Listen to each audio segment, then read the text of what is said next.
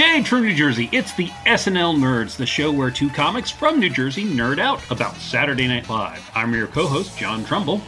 And I'm your co-host, Darren Patterson. Hey, Darren. Hey, how's it going? How you doing? I'm good. You're not screaming at the top of your lungs like last time? Try not to. I listened back to that and I was like, oh yeah, that was really loud. I should not coming in slow and low. That is the tempo. Yeah. My voice can carry without me realizing it, so I can be louder than I realize sometimes. So yeah, I gotta try to watch that. No, I'm the same way. I'm sure as many of our faithful listeners know. Like, whenever I'm not trying to be loud, I'm just talking. It comes out like I'm a blaring foghorn. Just I never realize how loud my voice is until I listen to this podcast. And I'm like, Jesus, that one guy needs to clam up. Yeah, or according to some of the reviews we've gotten, both of us do. Yeah, I try not to read those, but yeah. I don't have to read them. The negative reviews live rent free in my head. Yeah. I think my favorite one of those was when it was like, I really do like this podcast. They have great chemistry, but one of the guys, and I'm not going to say which one, a little of him goes a long way. Yeah, listeners, he's not joking. I've heard Trumbull reference that review more like months after we read it. Yeah. And I was like, I'm like, dude, are you still thinking about that? It lives rent-free in my head. Like I said, I was just like, wait, how do we have great chemistry, but you don't like one of us? Yeah, I mean, I think they posted a review literally like 3 years ago, and you still... It probably is something like that. Yeah, but I see it whenever I'm looking for new reviews to read on the podcast. So I glanced at it again just a minute ago, and they're trying to position it as nicely as possible. There's like, well, hopefully they're both half full guys, and they'll think I'm talking about the other one, and I'm just like, you have never met a comedian. Very true. So anyway, actually, speaking of that, I got to do a little performing this week. That was fun. I got to co-host a trivia night over in Morristown. That was fun with our friends from Best Men Trivia. Oh, do tell. I mean, that was fun. My buddy Jeff invited me out to that, and he was like, hey, my regular co-host can't make it. Would you like to join me? And you can write a few trivia questions, and you can plug the podcast. And I wrote a cool trivia question about musical guests doing something outrageous on SNL. Oh, fantastic. I was like, which one of these four people has not done something outrageous as a musical guest on SNL? And the choices were Avril Lavigne, Elvis Costello, John Lennon, and Sinead O'Connor. Oh, shoot. All right, so see if I get this. So it's either Avril Lavigne or John Lennon. It had to be John Lennon because he never performed on SNL, right? That is correct. Yes. Woo-hoo! John Lennon, you unlocked the key to that piece of trivia. Yeah, John Lennon never performed on SNL. Paul McCartney's appeared, Ringo Starr, he hosted in the 80s, and George Harrison has at least been the musical guest. I don't think he ever hosted. But John Lennon never appeared on the show. All right, 10 points. So, therefore, couldn't do anything outrageous. Mm-hmm. I forgot, what did Avril Lavigne do? Avril Lavigne lip-synced when she was on the show. And I remember that was in 2004 because I remember I watched that the weekend of my college reunion. So, was that... Okay. Yeah, and that... Oh, wait, no, I'm sorry. I said Avril Lavigne, and I meant Ashley Simpson. Yeah, that's what I thought. That's what I thought. Like, Ashley Simpson was the one where she lip-synced, and then the track was off, then she, did a little dance, and then it cut to commercial. It was Ashley Simpson. I was mixing up my young pop princesses from the early 2000s. Your angsty, emo, young girl rock. As I do, because, I mean, I was in my 30s by then, so I'm not supposed to keep track of that. Oh, no, not at all. I know their names, maybe. Right. And if you asked me to name one of their songs, I'd be like, Yeah, like after 30, you get put on a list if you still keep track of them. Yeah, exactly. That's You're weird. not supposed to have that stuff. I mean, yeah. Yeah, exactly. So yes, it was Ashley Simpson who was lip syncing, not Avril Lavigne. But Right. Kate McKinnon played a very funny Avril Lavigne when she was on SNL. I remember her just going, "I'm punk." Yeah, yeah, Oh yeah, I remember that. yeah. Oh, good old days. Good old days. Good old days. So anyway, that Mhm. was fun. The My point is, hosting the trivia night was fun.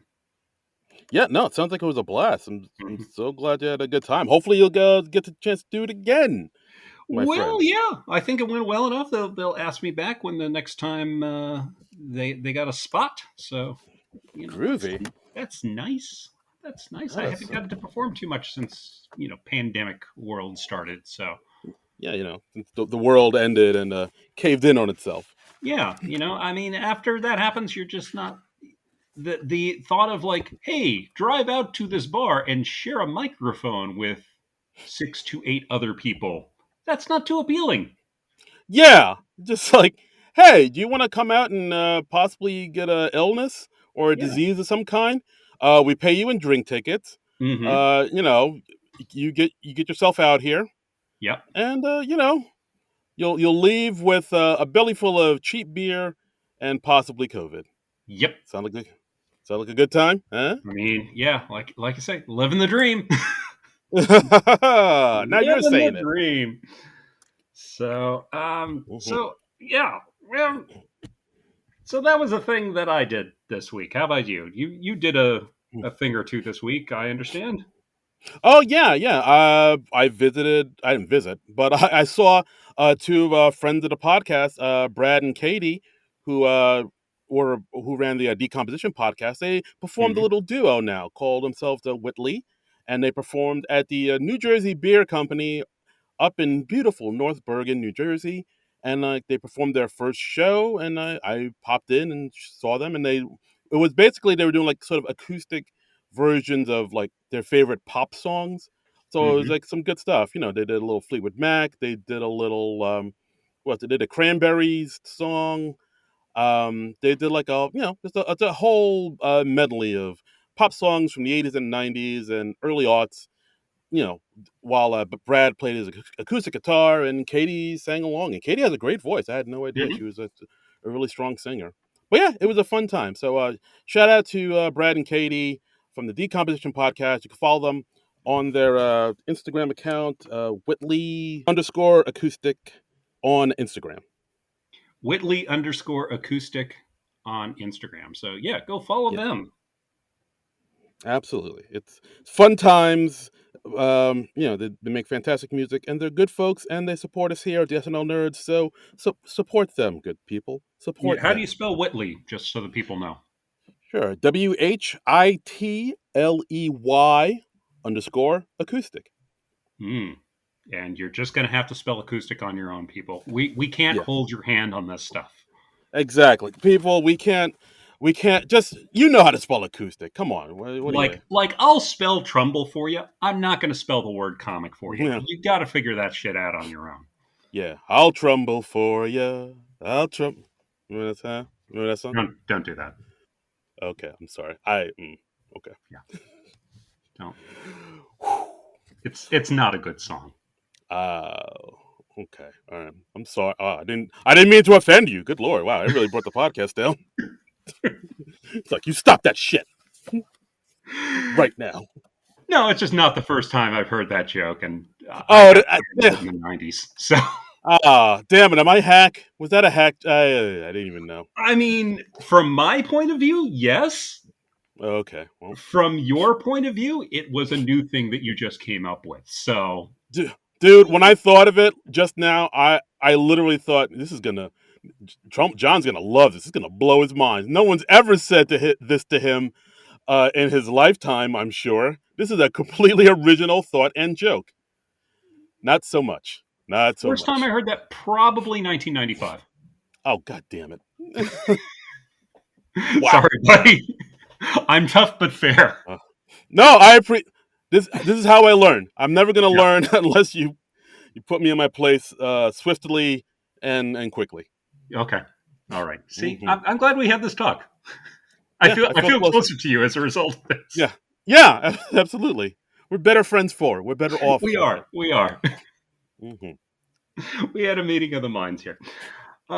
So anyway, we should probably get to the point of what we came to talk about. We're talking about, because it's summer, we decided to do a summer movie, and we decided to do Meatballs from 1979, starring a young Mr. Bill Murray. Yeah, this is the first film appearance in the starring role for Mm-hmm. uh, Bill Murray, and I believe, and directed by the late great Ivan Reitman. I believe this is like the first thing he ever It directed, if is. I'm not It mistaken. is. Yeah, yeah. Yeah, Ivan Reitman. I was reading on the IMDb trivia page that Ivan Reitman, after the big Animal House became such a big hit, um, they were going to, like, everybody who is involved with Animal House, but they weren't terribly interested in Ivan Reitman because he was quote unquote just a producer on the film. So he was like, I better Damn. direct something so that I can get some of this heat. So Mm, um, they did, Ivan Reitman and Harold Ramis, who was a screenwriter on the film, they did want John Landis to direct the movie, but he turned it down uh, mm, because he was too busy working on Blues Brothers. So Ivan fair enough. Reitman just said, "Fine, I'll do it myself." He went Thanos with it. So Dun, dun, dun, dun, dun, dun, dun, yeah, but dun, this was dun. Bill Murray starred the movie. Harold Ramis was a screenwriter on the movie. Well, I mean, to hear Ramis tell it, he basically just did punch up on it for like a month. But Yeah, this was, go ahead. well, I was gonna say, yeah, there was like three other writers on this thing: Len Bloom, Dan Goldberg, and Janice Allen. I'm not too familiar with their works. I don't know any of their names, and I did not look up any of them on IMDb, so I don't know if any of them went on to bigger and better things. Okay, well, I'll look into it. But yeah, this film came out June 29th, 1979. Had a budget of 1.6 mil or 1.2 mil. The thing made $70 million. It was a huge ass hit. 70 million? Wow, That's I what was I'm reading seeing. on a article in the Hollywood Reporter saying it was 43 million. I wonder if that's just domestic Well, I or don't know. I mean, according to Wikipedia, it made seven. Either way, it made back its money and then some. yeah, According to Wikipedia, it was the highest grossing Canadian film of all time in the U.S. and Canada. right. And until it was surpassed by Porky's. So, Of course. yeah, Uh, yeah. who were like, what if we had kids but also nudity? Light bulb. Yeah, I will say that because like if you look at the poster for Meatballs, you see scantily clad women all draped all Mhm. over Bill Murray. So you think you're gonna see boobies in this Well, movie? it makes the movie look a lot more sexual than it is, but I mean, this was PG, right? I mean, because I saw this as a kid in the theaters. Yeah, yeah. This is a PG movie. I mean, aside from, I think a few kids say the word shit once in a Yeah, while. Other than that, there's nothing really dirty in this film at all. No nudity, no f bombs. It's pretty. It's pretty clean. yeah. I It's mean, there are some moments and things that haven't aged well from a present day standpoint, but I think, yeah. But in 1979, this was like family entertainment, and they were obviously going for like young teenagers for this. Maybe like the kids who were too young to see Animal House, basically. And I saw it. absolutely, I yeah. would have been about not even 7. I would have been 6 when this came out. So Yeah, I think I was a youngin. I was like, like a little 2-year old, if I'm not mistaken. yeah. So I mean, Uh, you probably saw this after the fact, but I remember seeing this in theaters. This was the movie that started my love of Bill Murray. I was not watching Saturday Night Live yet, but so this was, I'm sure, the very first thing I saw Bill Murray in. oh wow, okay, So yeah, the yeah, love probably. affair started here. This is where the love started. This is where the So love started. yes, I'm also looking. So the screenwriters, like I said, Len Bloom and Dan Goldberg, they also went on to write Stripes, which of course we covered on this Oh, okay, podcast. great. The movie Heavy Metal, if you remember that, Hmm. Tour de Force, And another movie with another SNL alum, Feds, with Mary Gross, Oh, okay. and All right. So they've and done some stuff. yeah, yeah, with Mary Gross, Rebecca De Mornay. Let's see, Beethoven Second, the movie Private Parts. Okay. The how the You should have quit while you were ahead. Well, private damn parts. it. That's a good credit. Yeah, all right, I'll stop there, Yeah. Yeah. and I'll stop there. Yeah. So yeah, they've done some stuff. They've done some stuff. Okay. All right. All right. Yeah, I found a quote from Harold Ramis where he said, I really only worked about a month on Meatballs. What happened was that Ivan Reitman figured out that studios wanted to meet everybody involved with Animal House except the producers, so he thought he'd better start directing. So he raised $1 million and decided to do a movie about summer camp. He wanted Bill in the movie, and he knew Bill and I had a good relationship, so he asked me to doctor the script. Bill left Ivan hanging, though. Ivan didn't know he was going to be there until the day they started shooting.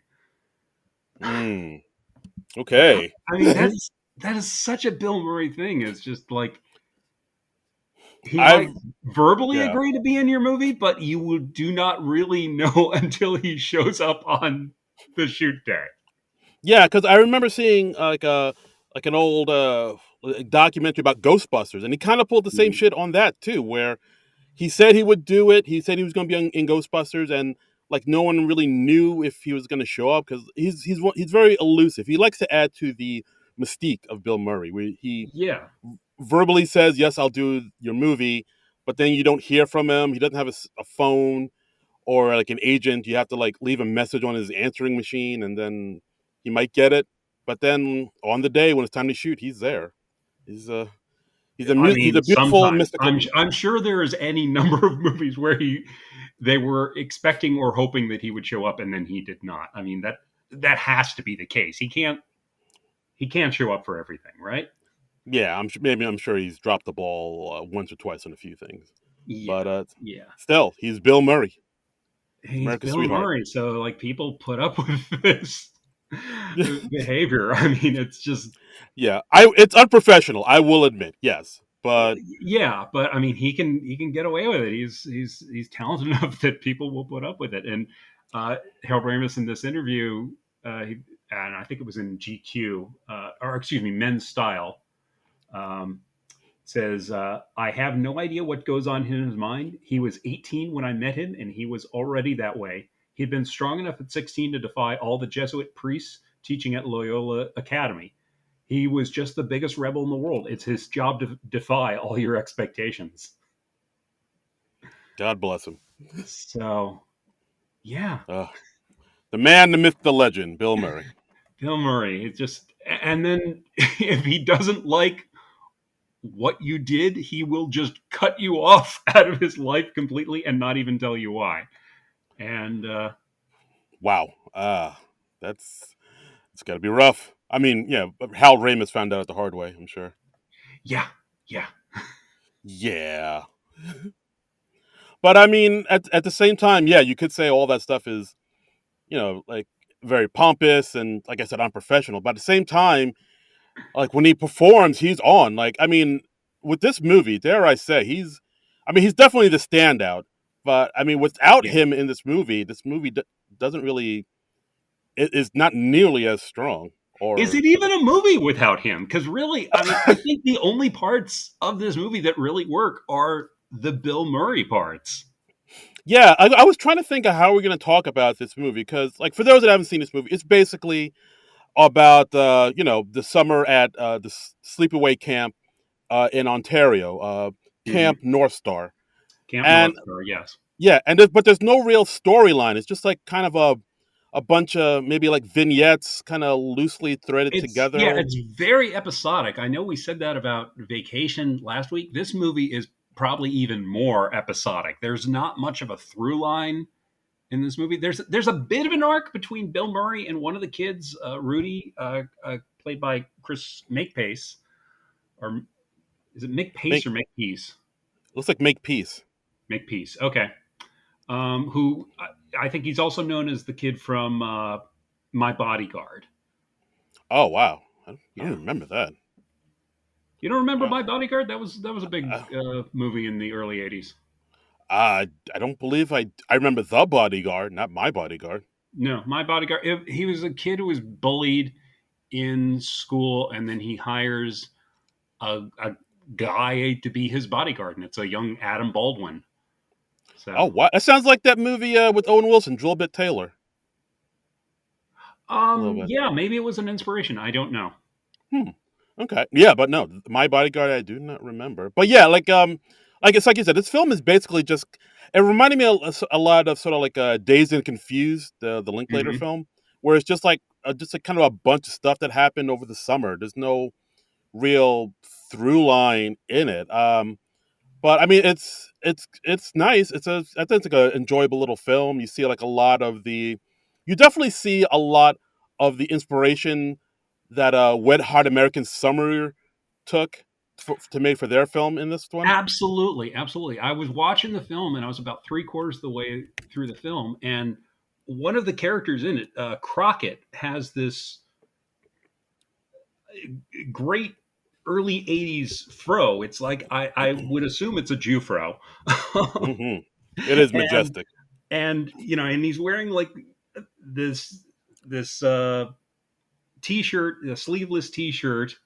And I actually tweeted about this from the SNL Nerds account. I said, that feeling when you're watching Meatballs for your podcast and you suddenly realize where Ken Marino got his look in Wet Hot American Summer from, because it is totally Victor Pulak from Wet Hot.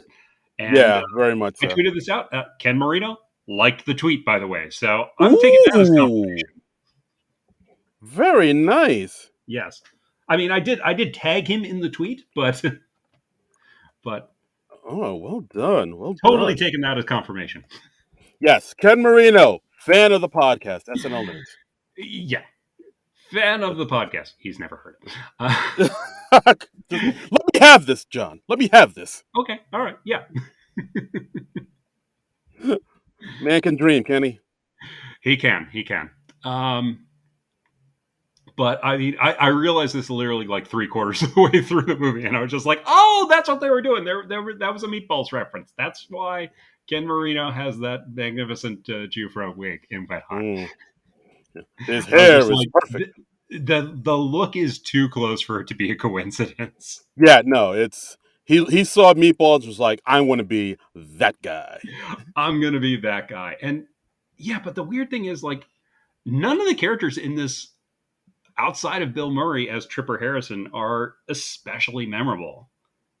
Yeah, not really. There's like a few characters they sort of focus on a little bit. There's this one character called Spaz, who of course is the stereotypical nerdy dweeby dork. Yeah. Um, and like I just found out And, he played. and I gotta say, I don't think we should even be saying his character name very Oh much, shit. because wasn't there like just a controversy this week where Lizzo used that word in one of her songs and she was like, "Oh Oh. yeah, I didn't realize that was a word I shouldn't be using," and she like rewrote the lyric. I read something about that this week. Oh, was that the word? I I saw think it something was. I about that. think that was the word. Yikes. Okay, well I'll just walk that right on back, and I Yeah, apologize to anybody I might have offended. I hear you, I learn, I grow. yeah, yeah. It was Uh in her song "Girls." Yeah, so oh, I was yeah, not aware of that. because Okay, it's well, derived from the word spastic, so oh wow. All right, I did not even notice that. considered an Okay. ableist slur now. And I was just like, that's what I was talking about. Some bits they haven't maybe aged that way. Great. I'm sure the movie Yeah. is just using it as like equivalent to nerd, but Yeah. Yeah, it's very yeah. true. But I'm looking right now on the IMDb page, and apparently the actor that played him, Jack Blum, he was also the co-casting director for Canada on this film. Hmm. So maybe not a professional actor. I don't know. Yeah, it seemed like a lot of these people in this film were just like dudes from around the neighborhood. They Yeah, yeah. just I got to mean, be in the film. the summer camp was going when they shot this. They shot this in like the summer of '78, and yeah, then the camp was going. So I think a lot of the counselors and certainly most of the campers are real campers. Yeah, it's this thing got shot on the cheap. All right, the movie was filmed from August 7th, 1978, ended on September 6th, 1978. So like a month.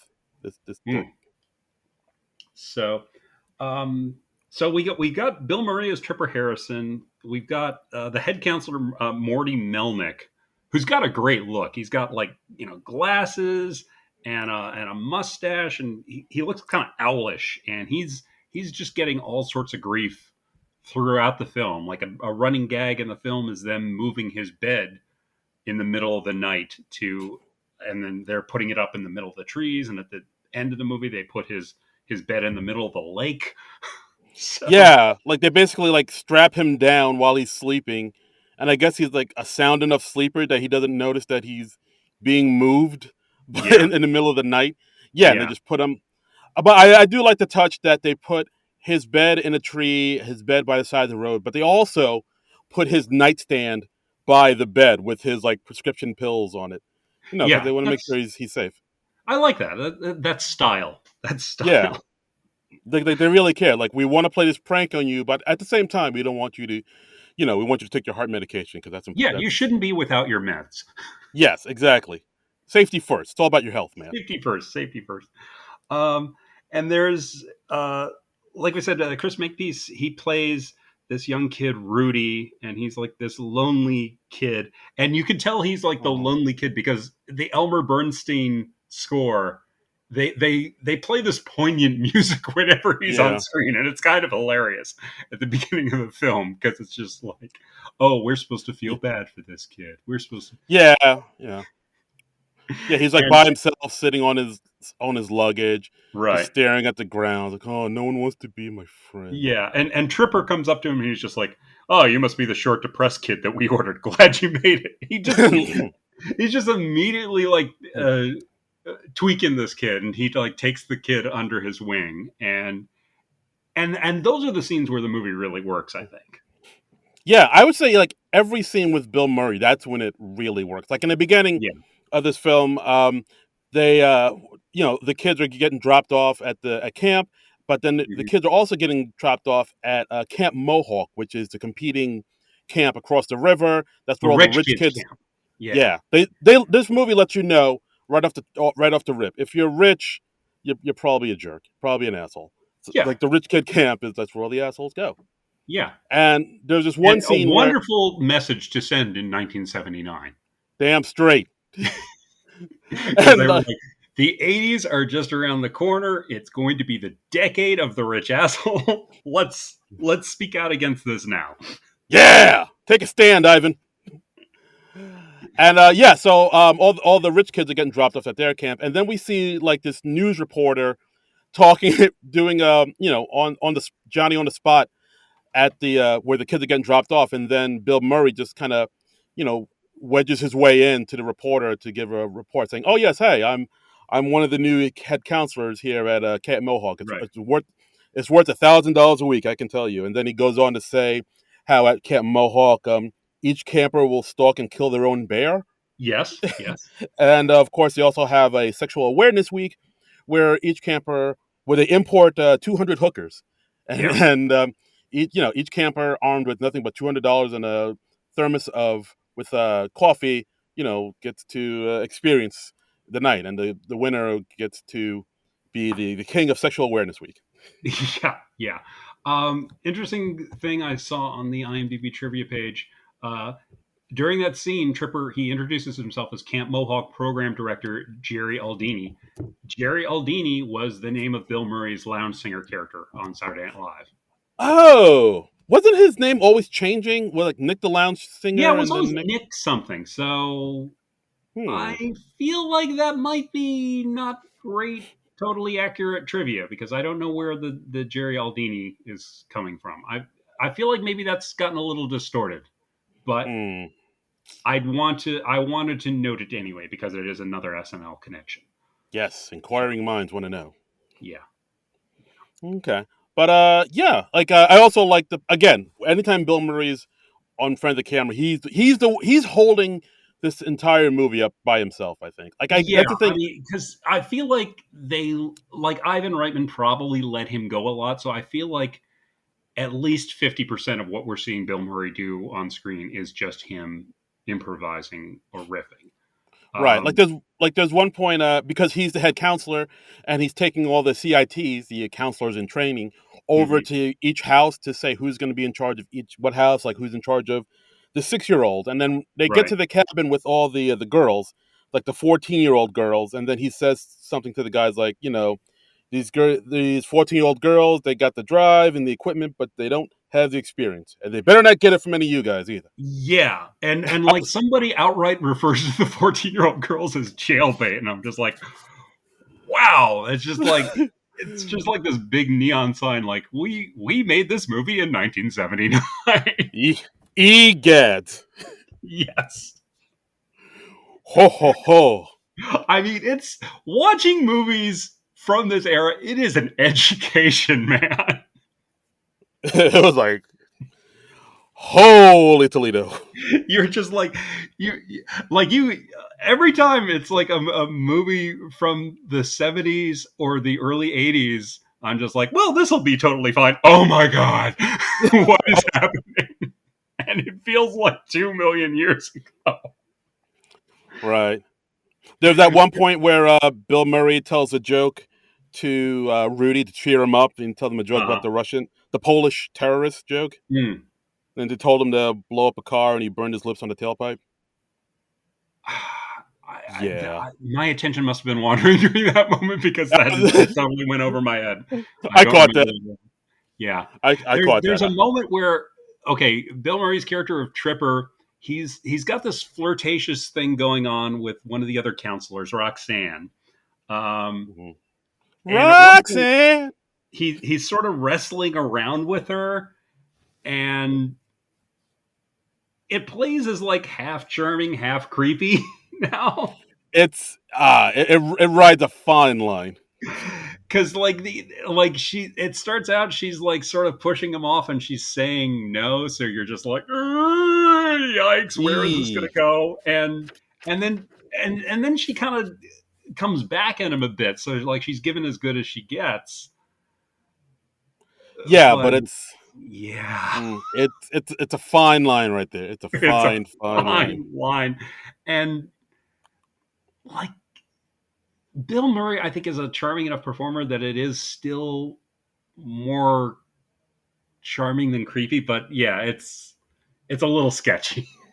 Yeah, it's one of those things like in the wrong hands. This could feel this could be me too. And but Yeah, he's able to let you know that he's kidding and he's not really like some predatory creepo. So it yeah, comes yeah. off a little bit more charming than it would be. In another actor's hands, I think this would be really really bad, and I think Ooh. Bill Murray makes it marginally acceptable. Your mileage may vary. Bill Murray making things marginally acceptable. Since 1979. Um, yeah, they have Rudy, the young kid. He ends up joining Bill Murray on his morning runs. Um, and in that scene, I found it really striking that, like, by the end of it, we see Tripper. He's just exhausted and collapsed because he's just so out of shape. And I love how just utterly exhausted Bill Murray played it. And I Yeah. just thought, like, if Chevy Chase was playing this scene, he would be like the guy doing it perfectly with no effort because, like, Chevy Chase is always having to present himself as being the coolest guy in the room at all times. And Yeah, absolutely. I love how Bill Murray was just like, no, this guy's full of BS. So Yeah, like that's just the thing about Bill Murray. Like he's comfortable enough in himself to be okay with not looking super cool all the time, but in a yeah, way that is cool.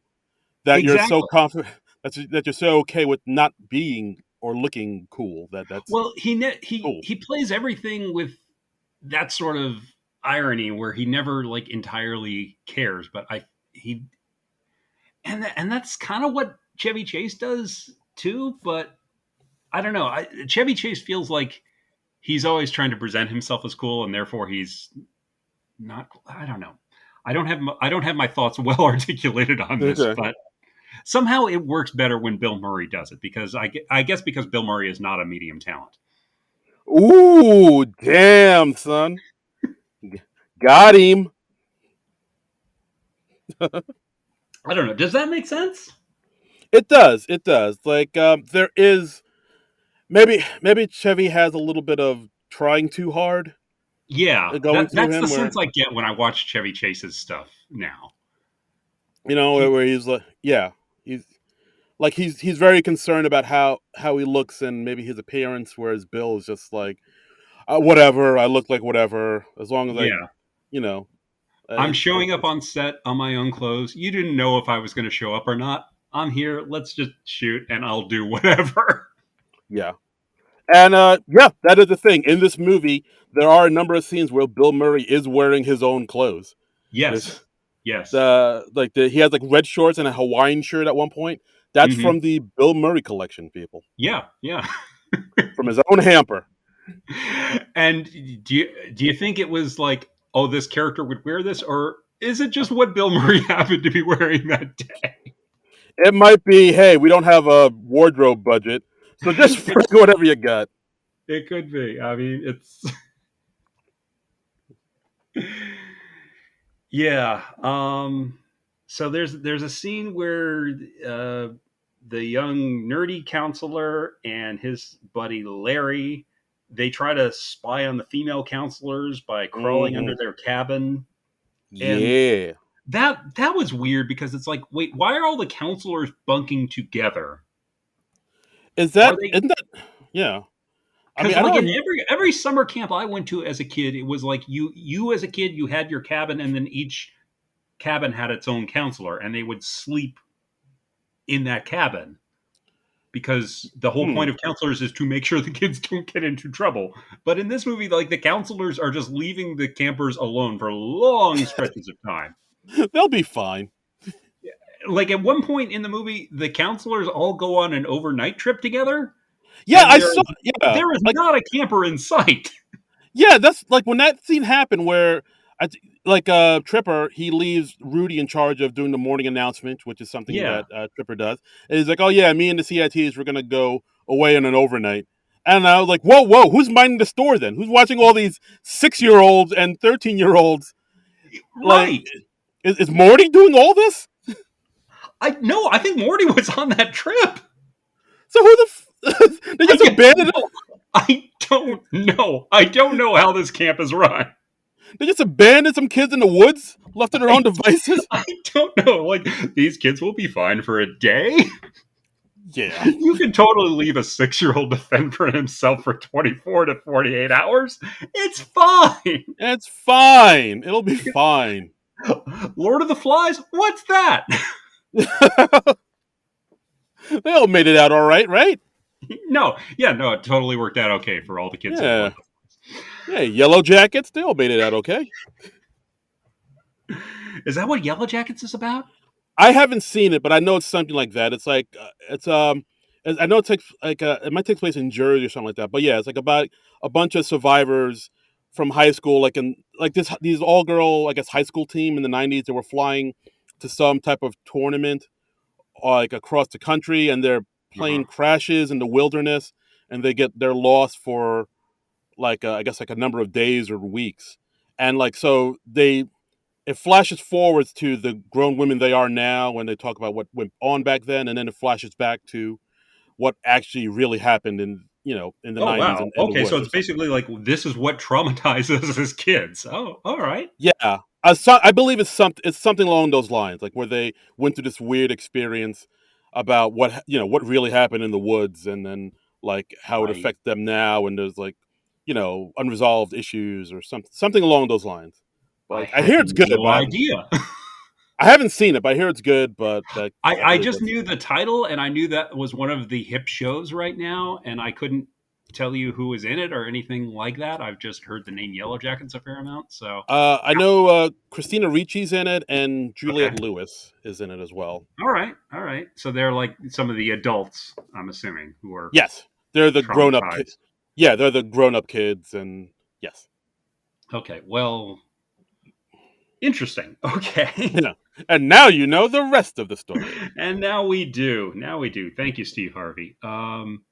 There's also a basketball game against Camp Mohawk, and again, it's not the council. It's not the campers playing against Camp Mohawk. It is the counselors. Yeah, like I'm I just don't know. like, Did the kids? what do you even need the kids for? We could just have done a movie about a bunch of 20-year-olds in the wood. How old are the counselors in this movie supposed to be, by the way? Oh, that's a good question. Because it's weird. Because like most camp counselors are usually like teenagers themselves. Yeah, like usually they're like 17, 18. Some of them look like they should be in college, but decided to Right. take a summer off or something. Yeah, and I don't know how old Bill Murray was when he did this movie. I'm assuming late 20s. That'd be a fair assumption. Yeah, I Yeah. would say that. I don't know. Let's see what year Bill Murray was born in. I'm Let's I'm I'm very curious about this now. let's look Um, it up.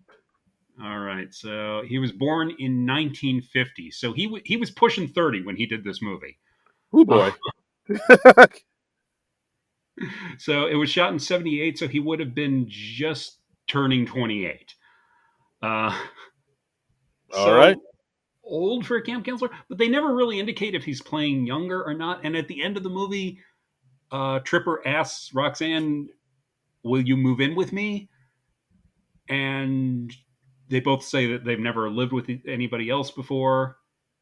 So I guess they're adults and they have their own places and and stuff. But it's Yeah, I vague. guess so. It's very vague.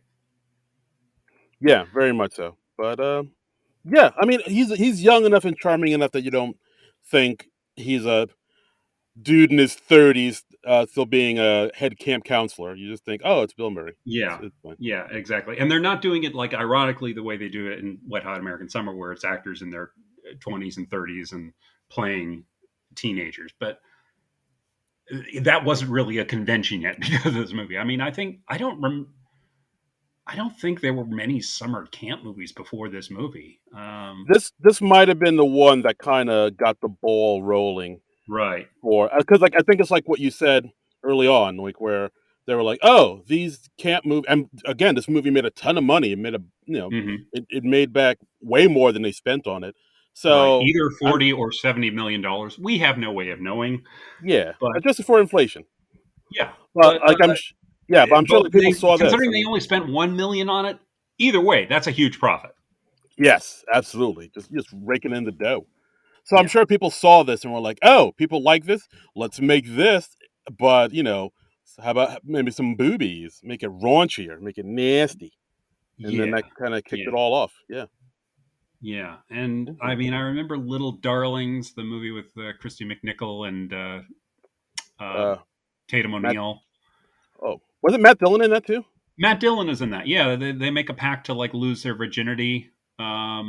And Matt Dillon is one of the guys, and Armand Asante is the other guy who's like playing a camp Ooh, counselor. And yeah, ooh. one of them targets Armand Asante as this is the man I want to lose my virginity to. Oh no, deflowered. The 70s So and 80s were wild, man. crazy time, baby, crazy time. They seem like the Wild West now. Yeah, just underage sex and all types of drug use and hoo ha. I mean, good gravy. It's just so weird. Yeah, so like the basketball game with the camp North Star counselors against the camp Mohawk counselors. That ends when they just pull all the camp Mohawk counselors' shorts down to their ankles. And then Bill Murray just gets everybody to run onto the bus, and then they drive off. And he just goes, "This is the proudest day in Camp North Star history." It's pretty great. It's, I mean, it's a funny moment. I mean, by the way, Yeah. it's just shorts were so short in Yeah. 1970. Who wears shorts? Shorts. Everybody wears shorts. I mean, they are all mid thigh cut. Yeah. The They are shortest of basically shorts. boxers. Yeah. They're like you like one wrong move and you can see ball. Yeah, Yes, I mean, ay caramba, there's nothing left to the imagination in those things. Yeah. Oh, by the way, I just want to note that at one part in this movie, I think sometime after the camp social where Tripper dances with Roxanne, we see Rudy reading a comic book. He is reading a copy of Marvel 2-in-1 issue 50 because I recognize the splash page where the Thing is facing off against a younger version of himself. Trumbull, if Yes. there was anybody that would notice that, it'd be you, and I applaud you, sir, for It is that. a very memorable splash page. I will tweet it from the SNL Nerds account, and if I can find a screen cap of that moment from the movie, I will post that. Do it, do it. Yes, but good issue, by the way. Just wanted Yeah, to note that.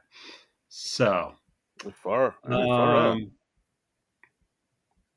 so yeah, Tripper goes on that overnight trip, leaves Rudy in charge of the PA announcements. He says, "I want you to run 2 miles and then run 2.5 miles." And Rudy says, "Have you ever run that far?"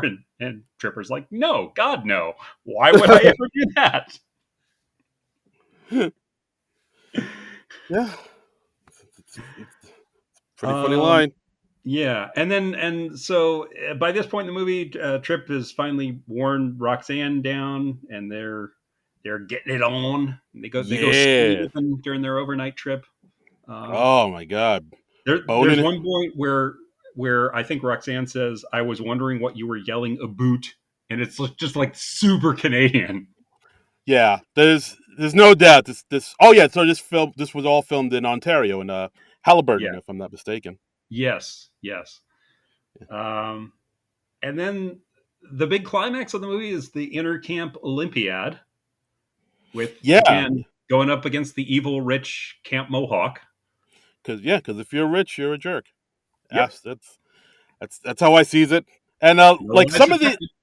yeah, some of these events that we're competing on, I was like, oh, they do this at camp. Like there was a boxing match going on and wrestling, and I was like, is that campy? That's like more I don't Olympic-y. know. It was the '80s. Lawsuits weren't a thing yet.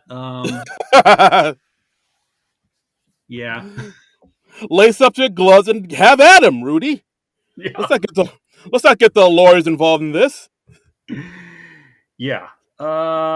So, but it's like a 2 day event, and then in between the first and the second day, I mean, everybody at Camp North Star is dejected because they're losing. They're way behind in Camp Mohawk, and Bill Murray gives one of the great inspirational speeches of movies. I think Yeah, this is probably the highlight of the film, I'd say. this is definitely this is totally the best scene in the film, and it's the best scene just because it is just Bill Murray going off, and I'm sure this speech had to be at least half improvised.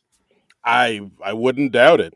Yeah, Yeah, because it's like you said, like he basically, I mean, basically the gist of the speech is him repeating the phrase, which becomes their mantra. It just doesn't matter, like it because he's just just saying doesn't matter because he just just talks doesn't matter.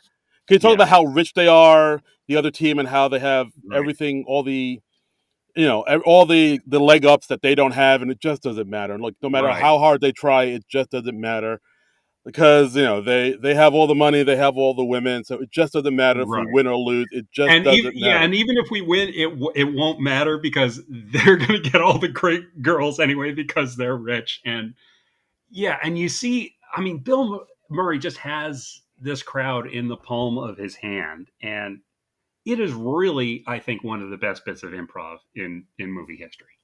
I wow, ooh, high praise, but I would agree. Yeah, yeah. I mean, it is totally the standout scene from this movie, and Yeah. he just gets everybody pumped up in this weird sort of inspirational slash fatalistic mantra of it just doesn't matter, and everyone's just they're just so enthused about not caring, and I Yeah. love that.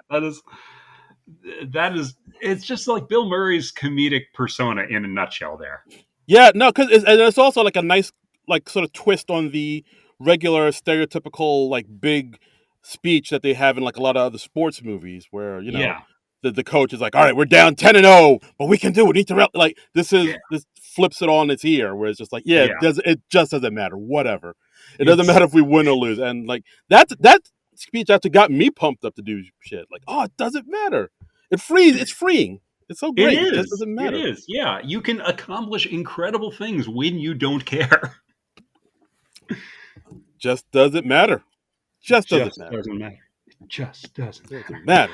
It Um, just doesn't matter. and then there's a nice thing the next day where Rudy is like the last minute sub in a race through the woods, uh, which again apparently unsupervised. It's just him running through the woods with Yeah, some other him. kid.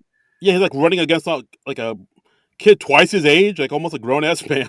Yeah, yeah. And if one of them dies or gets injured in the woods, I guess they're just left there. The parents signed a waiver. The parents signed a waiver. They know what was up. They knew the risks.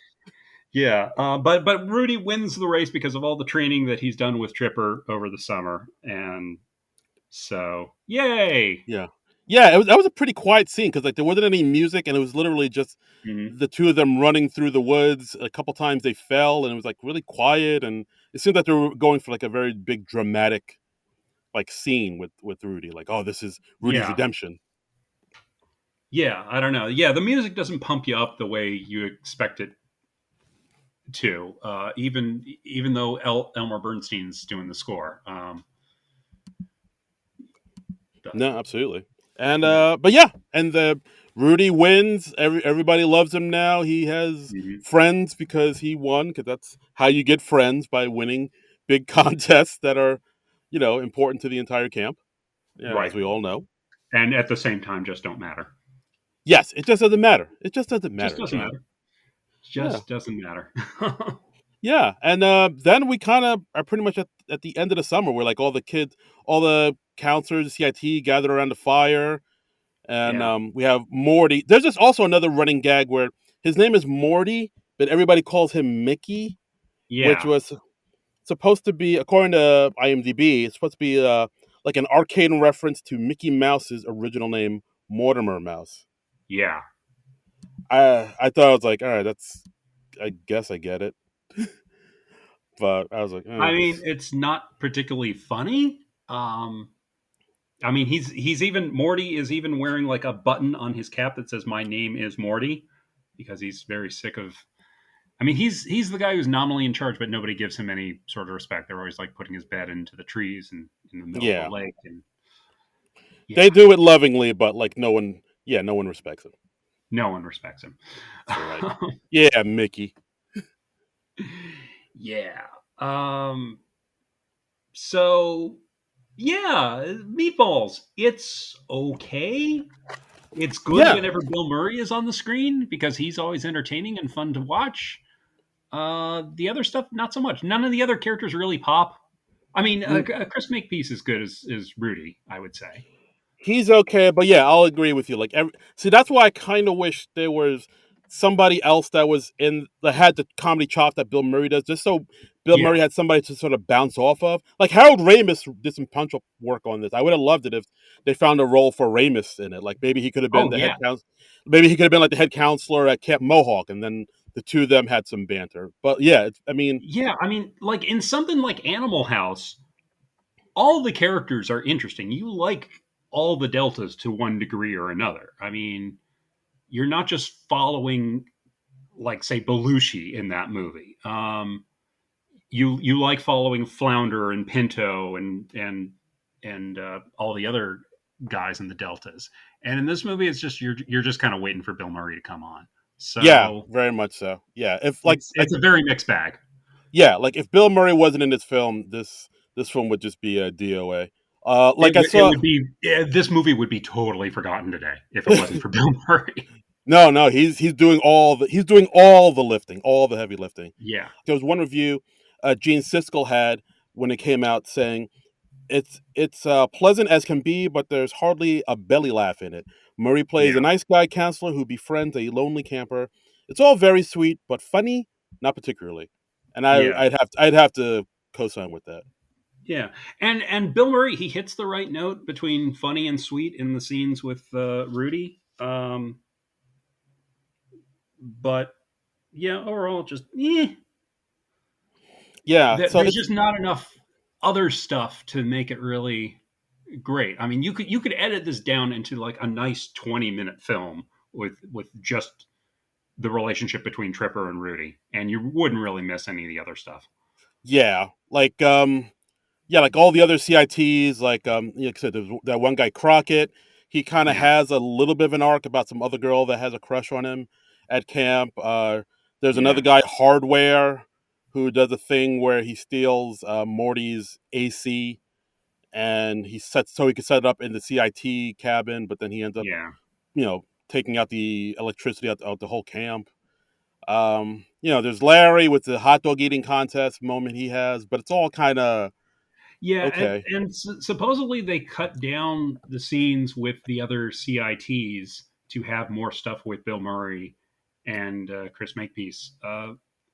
So I think they realized while they were making it that they knew what was working in the movie, and they were Mhm. like, let's put more into this. And actually, there's a scene where Tripper and Rudy are playing blackjack with each other, and that was apparently shot after the principal photography.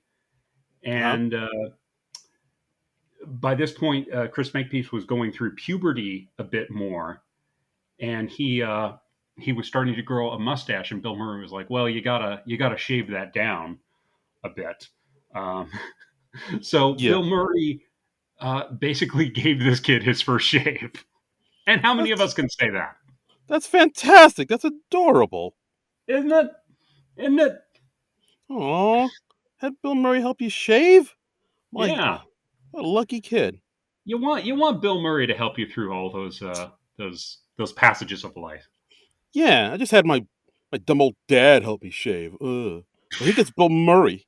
That's Yeah. fantastic. Screw that. Happy Yeah. Father's Day, everybody. By the way. Happy Father's Day. Hey, Dad. Happy Father's Day. Hey, Dad, love you. Um, Rate you and know Bill subscribe. Murray, but you're cool. Yeah, rate and subscribe, Dad. Thank you. Leave a review. Yes. Does your dad listen to this podcast? I I'd be shocked if he did. Yeah. Okay. Oh, he That might, stands. but yeah, he might, but we'll find out if he leaves a review. By the way, this movie it was so successful that they made 3 sequels to it. There are 3 other Meatballs movies. Yeah, and none of them have Bill Murray in it. The only reason to watch the original Meatballs. Yeah. Yes. Yes. I mean, I'm assuming they went to Bill Murray, and Bill Murray was just like, "No, I'm not doing that." And strangely, the only one of the 3 that has any connection to the original Meatballs is Meatballs 3: Summer Job, which in which a young Patrick Dempsey plays Rudy. So he's the same character. I think they're at the same camp. Oh, Um, okay. they're at Camp North Star. I think the other sequels don't even take place at the same camp. Wow, so it's a totally different It's camp. I think the like the at least a couple of the sequels take place at Camp Sasquatch. I didn't read Okay. up on that, but the backstory of Meatballs 3 is wild. Um, All right, let's find out. because okay, Meatballs 3, by the way, is Sally Kellerman plays a porn star who died in some accident, and then she comes back as a ghost to help Rudy lose his virginity. Sounds like the inspiration for Jennifer Slept It is Here. like a Jennifer Slept Here, but she is trying to get the kid laid. Wait, isn't that? But didn't it happen? Jennifer Slept Here. Like, didn't wasn't she That trying to get I the mean, kid? well, network TV, so I don't know if she was trying to get the kid laid. I think she was just being like maybe sort of a primetime appropriate mentor to the kid. Mentee? Is it a mentor? Mint. I don't know. Whatever the feminine version of mentor is, it's probably just mentor. Yeah, Anyway, lady um, mentor. lady mentor, because women could be mentors too. Um, so okay, I'm just going to read this from IMDb trivia because it is wild. Meatballs 3 originated in 1982 as a screenplay entitled My Special Angel. The producers felt there was a teen-filled film period coming, and they decided to put this film together. After producing the original Meatballs, Cinepix sold the title for Meatballs Part 2 to another company and presumably only considered My Special Angel as the third Meatballs film once they acquired the title rights back prior to Meatball 2's release. The title My Special Angel, despite being attached to the film until 1983, was never seriously considered as the film's final name. Other titles were considered, including Soulmates, which was dismissed by producer Charles Dunning as it sounds like a black film. Ooh! Yikes! Oh, holy crap, man! What the fuck? You said the quiet part out loud, John Dunning. My God, I'd skipped over that part. That is horrifying. Holy shit! And you get on me about that word I wasn't supposed to say? Again, the 80s were wild. The 80s were the fucking Wild West, man. Ooh, hi, Chihuahua. The script was officially associated with the Meatballs franchise in 1984 when the film script, then titled Meatballs The Climax, was submitted for copyright research. Oh, my. Sometime during post-production, the title was changed to Summer Job, completely dropping the reference to Meatballs, although advertising was mocked up for Summer Job, including taglines, television advertisements, and posters. The film's name was eventually changed to Meatballs 3 Summer Job, which it was released as in 1987. Several allusions to the original Meatballs films were at the original Meatballs film, singular, were added at this stage to make it loosely fit in the world of the original film, including having photos of Tripper Bill Murray decorating the set. Wow. It was filmed in late summer 84, planned for a summer 85 release, and they could not find a distributor for 2.5 years due to the second film's poor box office performance. Eventually, the movie store had acquired distribution rights. So this movie was released in 1986. Okay. So a good while after. Yeah. It says in the pre-production stages, the film's producers wanted to appeal to female moviegoers. To accomplish this, producer John Dunning, this guy again. Oh boy. Oh, I can't wait to hear what his ideas were. Suggested that the angel helps the boy out of several awkward situations, most notably his inability to communicate with women. This is a quote. He would have to be doing things or be in situations where his ineptness and inexperience result in him going absolutely against the female grain. Notably, the men charged with screenplay development were unsure of what specific blunders the boy could make that would be funny to women. Thus, Dunning suggests that research in female sexuality and fantasy books will provide some leads into, in brackets, what women find attractive. Because apparently John Dunning has no idea. In addition, Dunning suggests that the angel could have previously written a sex advice column, such as Xavier Hollander's column in Penthouse, Called Me Madam. Dunning writes the Penthouse column might be another source of research. What is going on here? What the hell, John Dunning? Here, rather than consulting actual women for their own opinions and or experiences in the script production stage, Dunning suggests that a column in men's magazine Penthouse might be a good place to gain insight into women, disregarding that the column is published in a magazine designed exclusively by informed men and may not be the most unbiased source. Wow. I can't. I just... How do we figure out what women want? Could we ask a woman? No. Let's read this. It's 1984. What are we going to do? Talk to a woman like she's a person? No, thank you. Let's go to this Penthouse column. This probably ghostwritten. Now you're thinking. Also, I don't like this title because it sounds like a black film. We can't have this movie theater full of soul brothers. What the hell, Meatballs 3? What the hell?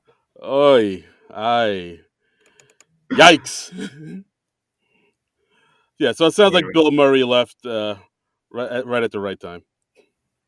Yeah. Okay, wait. There's another bit of insane John Dunning trivia on the IMDb trivia page for Meatballs 3. Tell me more. Tell me more. After the wrap party, producer John Dunning left late along with the cameraman and the cameraman's wife. They got into their car while he stopped behind it, ready to cross the street to get into his car. Bam! The next thing he remembers, he was in an ambulance on the way to the hospital. The cameraman had backed up his car, not realizing Dunning was behind it. He suffered a concussion, a broken shoulder, two broken ribs, and a broken nose. An intern straightened his nose, ouch, but couldn't do Ooh. anything for the rest. By then, John's wife had arrived, so he was released to her care with some painkillers and the advice to wake him up every few hours because of the concussion. Again, go to the hospital, John Dunning. What the hell, Yeah. man? Yeah. Are you on the run from the law? Why can't you go? What, John Dunning does not want to do any of the most obvious solutions to any of his problems. He gets in this horrible accident. He's like, no doctors. I can't go to no hospital. What? I want a biopic of John Dunning now. This guy sounds insane. Oh my god. Yeah, this dude is. I don't know what. I have never seen Meatballs 3 at all. I remember that it existed, but but my god, I want to know everything about this movie now. Yeah, this is. My lord. The tagline on IMDb is literally the ghost of a dead porn star comes to Earth to help a nerd with his sex life. So I mean, no lies detected. do you think they were just like, hey, remember that Bill Murray summer camp movie? Ghostbusters is big right now. Let's put a ghost in the summer camp movie. Yeah. And I want to understand the thought process behind this movie so badly. It's I don't know. It's a different time, man. Different time. How did people think this was a good idea? How did they think this was going to work? I don't know. They were just like, I don't know. We'll try something else, guys. Guys like Ghost. They like hot Ghost. They almost like that. They like that scene in Ghostbusters where Aykroyd almost got a BJ from a ghost. So let's make a movie Yeah, around that. yeah. The Hot, further we get from the 1980s, the more insane this entire decade seems to me. And the weird thing is, it seemed normal at the time. yeah. At the time, it was like, oh, okay. At the time, this is just life. This is just, yes, we make movies about ghosts trying to get teenagers laid. Yeah. What else is there to make a movie about? I don't know. I don't know. But okay, so Meatballs. Uh, Yeah.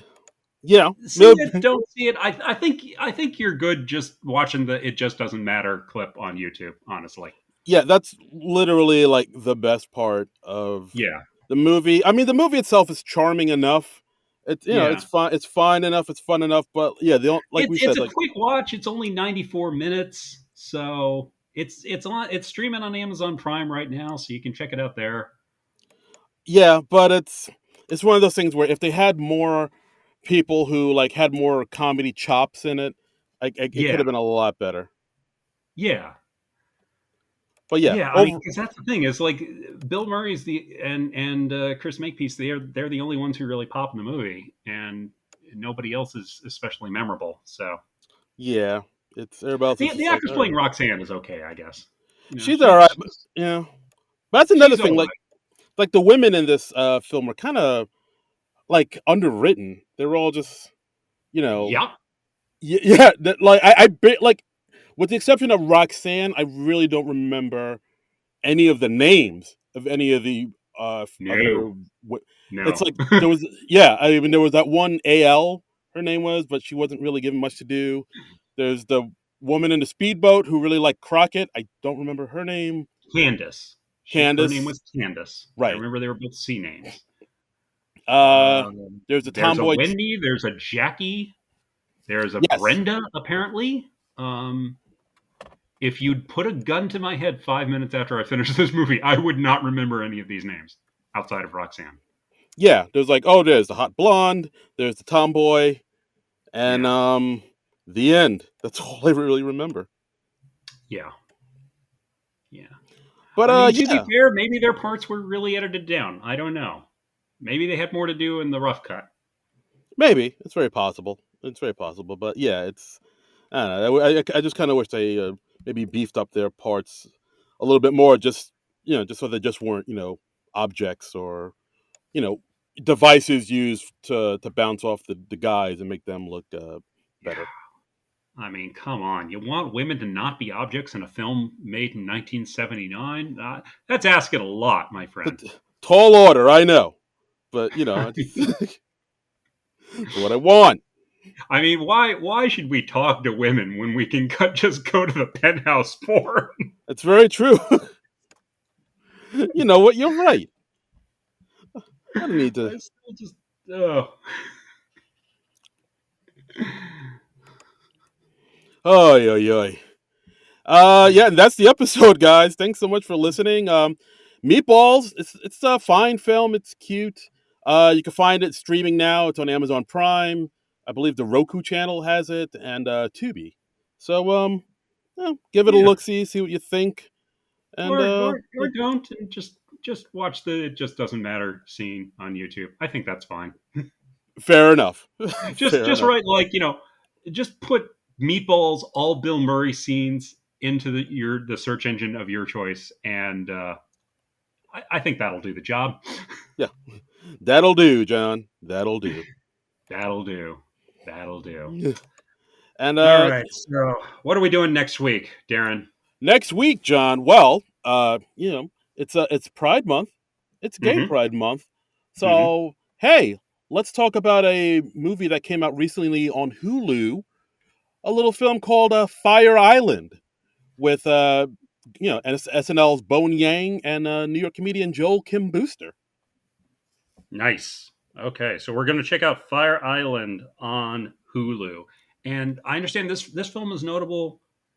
Am I right? In this is the first film about gay people where all the gay people are played by actual gay people. Do I have Yes, that right? it's an all gay cast. It's basically I haven't seen it yet, but I've heard it's basically like a Pride and Prejudice, but with all gay dudes. Okay. So yeah, so I'm All right. looking forward to it. So now I have to familiarize myself with the plot of Pride and Prejudice. Oh, you never seen Pride and Prejudice? I think I have, but it's not something that's stuck in my head. I think somewhere in the apartment I might have a copy of Pride and Prejudice and Zombies. Okay, that's close enough. That's close enough. I mean, Yeah, you take out the zombies. I'm assuming that's pretty much Pride and Prejudice, right? yeah, yeah, Yeah. that'll work. See, and I asked you if you've watched Pride and Prejudice, whereas I myself have not watched Pride and Prejudice, so I don't even know why he said it. Like, So you're like a total hypocrite. yes, Okay. I am. All right. I'm glad we established this. So all right. Well, so next week, Fire Island. Fire. That'll be fun. That'll be fun. We'll do that. And so in the meantime, yeah, please rate, review, subscribe. Thank you for Yeah, listening. yeah, and as always, you can Great. follow. Yeah, as always, you Yeah. can follow me on Twitter and Instagram at Darren Credible. That's DARI Incredible. And you can follow me on Twitter and Instagram at Trumbull Comic. That's TRUMBULL and the word comic. And you can follow our show page on Twitter at SNL Nerds Show. Hmm. Damn straight. So yeah, and I guess that's it. You Mm-hmm. know, all right, John, are you ready for the summer? Are you ready for the good times? That theme song was really annoying, wasn't it? It really That's. was. I mean, they've got like kids singing the theme song, and like a little of that goes a long, long way. Like if look, I'm not a parent, so I don't have to go to any like kid recitals or anything like that. Mm-mm. Uh, and for which I am very grateful, by the way. Indeed. That yeah, because kids singing is 95% of the time it is garbage. Yes, it's like nails on a chalkboard. Exactly, because Newsflash: kids can't sing. Damn! Wow. All right. I didn't know we were going out on this hot take. Holy moly! I mean, what am I wrong? 95% of the time, kids cannot sing. They sound like ass. Right. That's right. So all the parents out there, just let your kids know if they think they're good singers. Just let them. You got to let them know they are Yeah. garbage. No, just Simon Cowell their asses, man. Just crush those dreams. Kill those dreams. Toot sweet. Toot sweet. I mean, unless you're the next Avril Lavigne or Ashley Simpson. What's the difference between the two? Who knows? Who knows? I mean, they were both young pop singers. Their names started with A. One of them married a guy from Nickelback. Yeah, and one of them was hooked up with the dude from I want to say Fall Out Boy, if I'm not mistaken. Oh, okay, if you say so. All right, I say so. I will just nod because I have no idea. Fair enough, John. Fair enough. Fair enough. That'll do, Darren. That'll do. That'll do. All right, so we'll see you next week for Fire Island. But until then, Nerds out! This has been a non-productive media presentation. Executive producer Frank Hablawi. This program and many others like it on the Non-Productive Network is distributed under a Creative Commons Attribution Non-Commercial No Derivatives license. Please share it, but ask before trying to change it or sell it. For more information, visit non-productive.com.